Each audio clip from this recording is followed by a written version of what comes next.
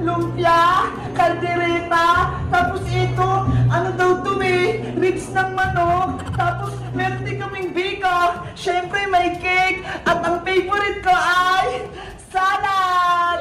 Tignan nyo guys, oh, ang sarap ng salad. Favorite ko talaga tong salad lalo na maraming buko. Tapos guys, tignan nyo pa to, oh. Yung mga hotdog, tinusok dyan ni Nanay sa pinya. Di ba ang galing? Syempre, meron din kami mga prutas. At meron pa ang aming pangpaswerte, money tree. Ito guys, oh, money tree. Tapos, ang dami kong mga candy. Ipapago yan ni Nanay mamaya sa mga bata. Ito pa guys yung pampaswerte namin, itlog. Tapos yung gold na ano ata to, chocolate.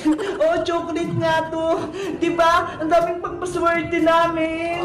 Sana swertein pa kami lagi. Syempre kayo din, sana swertein kayo na 2024 buong taon. Tayong lahat. Tapos guys, ipapakita ko pala sa inyo yung dinisign ko. Ito, diba? Ang ganda. Happy 2024. Happy New Year. Diba? Ang galing kong mag-design. Ang ganda. Damang-dama talaga namin yung pagpasok ng 2024. Kayo guys, anong mga decorate nyo sa bahay nyo? Naganto rin ba kayo?